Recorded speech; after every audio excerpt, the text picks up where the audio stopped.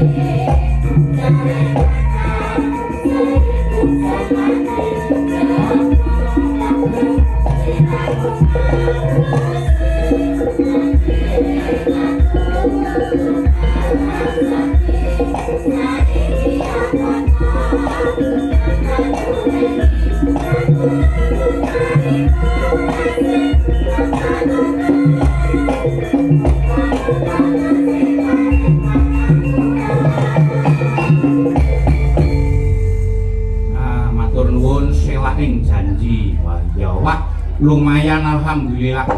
Iki Mas Bayu Aji ngasuh sawetara merga tenggorokane pinaringan serak. Wah iya iki mung gendene kira-kira 5 menit duwe 10 menit ben tenggorokane beliau iso waras ya Mas Gareng. Tujune punggawa pendereke Mas Bayu Aji niku akeh dalange. Nggih. Tur niki kaya panjenengan ya wis dalang ya guru ana ing SMKI Surakarta. Nggih, Mas Gareng namung sak camat-camat rekake derek ngenger wonten SMKI Surakarta. Nggih, wong iki sing diarani alangan ki ora iso nolak mergo wis dinaris wong mobil wae ban nganggo serep dalang ora entuk serep. Nyuwun sewu wong mangan nganggo kecer kala mangsa ya nganggo keselek barang Mas Gareng. Nggih, wong mangan kecer iki mulai mangane karo merem kok. Mboten perkara ngoten, mboten perkara ngoten. Tetep napa-napa disyukuri. Nggih, syukur. Sabab sapa sing gelem syukur bakal ditambah nikmate nanging kosok baline sapa sing kupur marang nikmate Gusti, maka siksane Gusti banget nggone lara. Nggih, bener lah iki berbicara masalah keperluan dalu iki tasakuran napa to tegese tasakuran. Nah, mohon dijelaskan Mas Gareng. Lho sampean si guru sampean kok jelaske kula. Lho niki tulungane kula nyuwun tulung cocok apa ora karo pelajaran sining sekolah. Ngono. Niki otak gato. Nggih. Tasakuran empat suku kata tasakuran. Tandanya orang yang beriman tebal. Orang yang beriman tebal jangankan kok diberi rezeki, diberi musibah pun tetap bersyukur karena percaya bahwa Tuhan mencoba umatnya tidak akan melebihi kapasitas umat. La in syakartum la azidanakum wa la in kafartum inna adzabil sadid. Nah, napa niku? Sekali merdeka mboten mboten. Tegese nggih pun watur ning ngarep mau sapa sing gelem syukur moko ditambah nikmate nanging kosok baline sapa sing kupur marang nikmate Gusti moko siksane Gusti banget nggone lara utawa perih. Tur titane gampang Mas. Orang yang beriman tebal dan beriman tipis. Nggih. Yang pun tebal pun kula terjemahke wong apapun yang diterima selalu disyukuri. Nggih. Nek yen wong sing imane tipis iku titane gampang. Pripun? Wong sing imane tipis sing kanggone wong lanang semakin kaya semakin nakal. Kanggone wong wedok sing imane tipis semakin nakal semakin kaya. Nah, itu niku Mas Gareng. Mau perdine tasakurasa. Syarate kudu dingerteni wong akeh, syukuran kudu dingerteni wong akeh, ora entuk delikan. Nggih. Kurang afdol kalau tidak dibarengi tirakatan seperti malam hari ini. Nggih. Yang terakhir anugerah dari Tuhan yang tetap harus kita nanti-nantikan. Luar biasa. Werdine tasakuran. Nah, ini loro keperluan tasakuran lan halal bihalal. Apa to tegese halal bihalal? Nah, niki cocok apa ora karo pelajaran nggon kumulang ning sekolahan, mara coba jenengan werdekne padha apa ora karo oleh kumulang ning SMKI Surakarta. Lho. Kari kulangsane ora iso yo kalimate dawane ora ono. Halal bihalal lu. Halal bihalal. Niku hanya ada di Indonesia. Nggih. Karena ini sebuah budaya yang ada di Indonesia, tapi sekarang sudah ditiru oleh negara-negara lainnya. Lalu segeralah kamu meminta maaf kepada orang yang kamu kenal. Bila ada yang meminta kepadamu, harus segera kamu maafkan. Hal yang terakhir, lalui Idul Fitri tanpa saling memaafkan akan terasa rugi. Luar biasa untuk Mas Gareng. Mas Gareng, panjenengan nalika napa jenenge wulan Riyadin kala wingi napa nggih buka terus maringi lari alit-alit ngoten niku Mas. Si jenenge sedekah. Napa malah njaluki nggone putrane? Oh, mboten Mas. Kula tetep menyediakan. Nggih, mboten kita rupiah, rupiah, tetap itu kewajiban saya memberi sedekah atau zakat itu pasti. Luar biasa. Mergo wong sedekah niku ora limpoh ning malah bakoh. Ngoten niku nggih Mas Gareng. Kira-kira lho, ditani disuni pirsa tenan. Lah kula pun boten sami mikir menapa-menapa kula lillahi ta'ala. Nggih. Luar biasa. Itu pahala ya alhamdulillah ora masalah, sing penting berbagi rezeki. Nggih, terima kasih untuk Mas kalimat yang ini bab tetulung, Bang. Nggih. Kenapa tetulung marang wong sing keluwen cukup nganggo sego sak puluhan. Nulungi wong kodanan cukup nganggo selembar godhong gedang. Nulungi wong susah cukup nganggo sak ucapan. Tetulung kuwi gampang, sing angel kuwi matrape atimu supaya gelem lan seneng tetulung marang wong liya. Luar biasa. Nulungi lu gampang ngati karep boten. Nggih. Tegese nek nulung aja nganti mentung. Nggih Mas Gareng. Nulung mentung apa? Lah niki tulung jenengan jelasne cocok boten kalih kula nek maringi manuk napa menehi pelajaran teng sekolahan. Tegese tulung kok nganti mentung niku pripun? Lho. Besok diklarke. Pripun? Iki dalam penuh dengan tanda tanya. Bisa tanda tanya. Kebawa takon wae. Wong kan dhewe to. Ini dalam Sarmadi. Asli dalam wis kok dalam ndi? Trenggalek, Mas. Trenggalek. Trenggalek mergo niki terakhir terus. Nggih. Niki putune Minak Sopal. Lho. Nggih, ya kok terenggiling. Ora balik terus. Marmut. Tetulung aja nganti mentung. Tetulung ya sing ikhlas. Duwe kekarepan dibalik pitulunganku. Kaya nek mbok bucal ngoten niku nggih Mas, kaya nek yo buang ngoten niku aja nganti apa karo pelajaran sing tak tampa di sekolah. Aja nganti apa sing dibuang utawa sing diilangke ning WC kuwi terus digoleki maneh lho ngono Mas. Niki pripun? Niki mumpung akeh bocah-bocah iki. Nah, nika mriki kaya budaya ora arisan ngono. Nah nggih, warisane pun dimodelke mau kok. Nggih. Niki mumpung sami kepareng menggah. Sinambi ngerantos Mas Bayu pulih, do bayunipun. Mas Bayu sampun pulih bayune. Lah nggih, tegesipun nyatanipun pulih malih awit nuwun sewu. Sok tenggorokan menika menawi nggih adem menika sekala mangsa pancen radi keseleo paminipun ngaten menika Mas. Iki kok buli wis kaya Bayu Haji. kau biar kaya Mas Bayu Ardi. Nggih. Wah, bareng didepi ngarep Bayu pucet. Kula niku mboten kira mboten ngendono Mas, pokoke donga kula masih tetep sehat bagas waras. Mungkin mung sedaya mawon terus masih iso munggah meneh. Wis Mas waras ku lho. Niki sadurunge ben tambah sehat ben bagas waras. Menawi kula kepareng nyuwun dipun selawati riyin Mas. Oh, sing ngasto bareng-bareng apa ijen? Ijen riyin. Sinten? Mas Gareng. Pusing kok. Ora. Iki kepethuk pisan merintahi nemen. Lho, kula mboten merintah. Kula Mas Bayu sampun paring Mas dawuh. aku ki ora bal-balan kok dalan yo ono cadangane. Mas Bayu sampun paring dawuh, Mas, mancak mati niku nek kula tak mundur sekedap nuwun sewu Mas Gareng mati ampun entuk mandhap. Yo aku urung yen tugas belum selesai Nah, mriki. terus panjenengan nyuwun selawatan kersanipun anggenipun ingkang kagungan kersa menika kagungan dalem kagungan damel menika saged barokah sehat lahir batinipun rezekinipun melimpah. Kula sing takon, selawatan ku sing pundi? Padang rembulan Kene sampean iso mbok nyanyi dhewe. ya ora enek bedane antarane ora enek bedane antarane wakil dalang karo nun sewu dagelan. Ya ngono to Mas.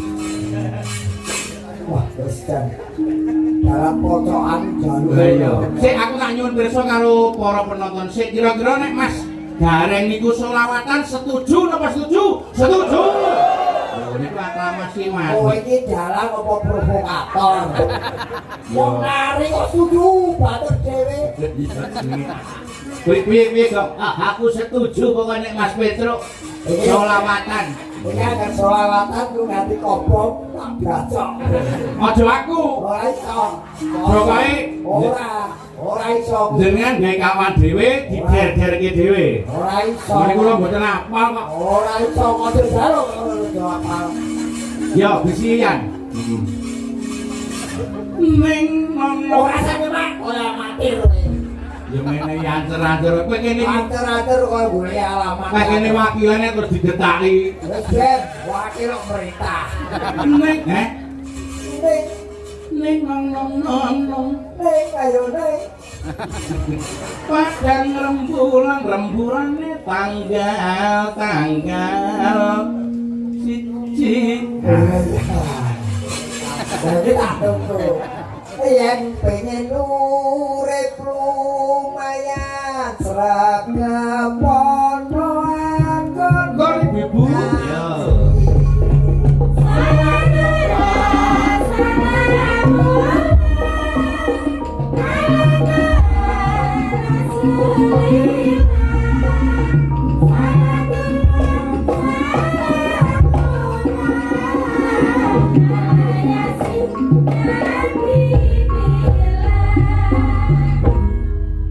Padang rembulan tanggal loro. yang pengen urip lumayan seragam ponoan cibet orang. Yo.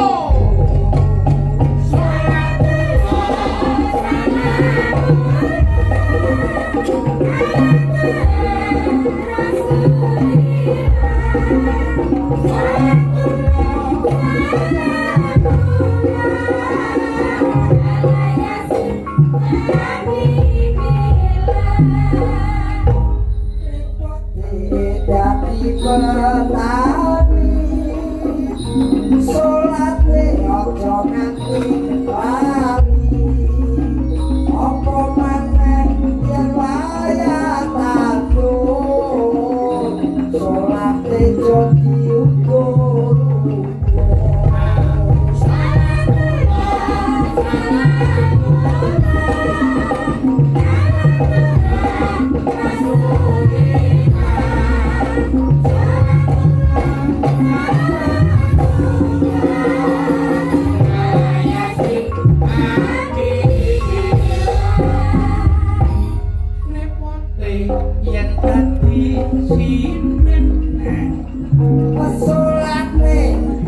mesti komen Sinten asmane putar sini sayap sholat alat sregep kaji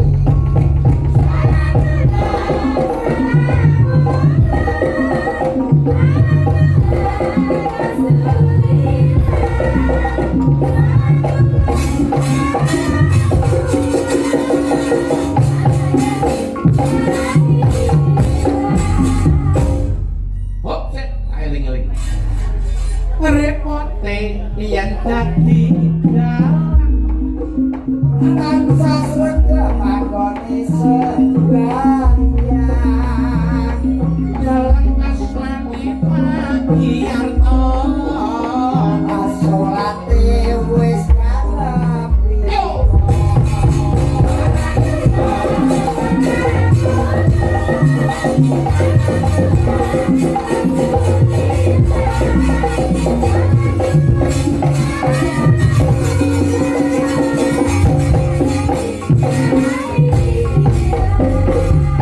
repote yen dadi yo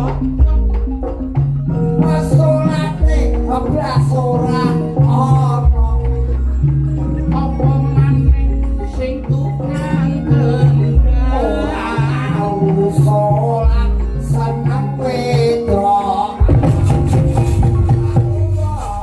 salam piye sholatullah lho sampean ku ya ngono kok Mas apa tukang kendangi aja disia-sia jangan disia-sia dari aku ngomong lah wong tukang kendang ki kok seneng karo ngrentengi wedokan ki piye wong nyatane iya lho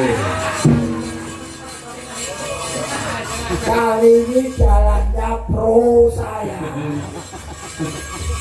ya ora ngono kok ya ora ya wong jenenge wong nyambut gawe iki kala mangsane ya ana lupute ana kepresete nggih kowe kudu kowe sing bener-bener repote dadi yoga pamane ah niki ceritane pun rampung Mas Gareng iki yoga niku genep salate wis genep 5 apa meneh sing tukang iki tukunen apa repote yen dadi yoga salate wis genep ping 5 ya apa meneh sing tukang ngendang geleme salat saben dina bar madang lho ngono kuwi hubungane apa monggo lagu-lagu kowe diguyu karo sing mbok ganti sapa payu guyu wis pokoke ngono Mas Gareng wis lho iki Yes. sing Ya ora apa-apa lah. ayo Dalam bus dalam bus. Wah ini tenang, lo dalam sing kuat mental iki lho kejaba awakmu ora ono meneh. lah kok saged Oh, lulu pokoke wani kok. nggih jane kula nek nuwun sewu umpamane dipaksa-paksa umpamane jane napa jenenge kula niku mboten gelem gandeng Mase nuwun sewu tenggorokane nembe gerah mboten ketang 15 menit tak dongane masih ndang waras ndang siap meneh tenggorokane terus semarang lenggah kene meneh ning Blincong. Anu Mas jenengmu sapa? Nyun Jenengmu sapa? nami kula asli Petruk Sarmadi Sabdutama. Sarmadi. Nggih. Sarmadi sar ki sarape kena. Terus Mak Mati ini kapan? nek kula mboten susu jenengan masih dhisik mboten apa-apa. Di Ora itu. Kocok balapan kok mati. Ojo to Mas. Ora. Turun. Ning dengan begini kamu nanti, insya Allah ketularan wahyu. Amin Mas. Kula niku nderek panem wiwit tahun 2010. Ora takon, sing takon sapa? Ya. Ora sing takon kok pamer derek. Woi, Apa? wakil dalang iki kok sepalek iki. Ora nyepeleke wong ora nang takon kok. Lagi arep ngomong lho, Mbak. Ora ngono. Mas, tolong eksekusi, Mas. Nah. Mas Gareng lagu-lagu Mas Gareng. Lah. Cocok to. Nanjake bintang tamu sing Inis Nggih, niki. Nah. Rumien Loh, Mbak. Rumien kapan dulu? Eh? Rumien ini apa?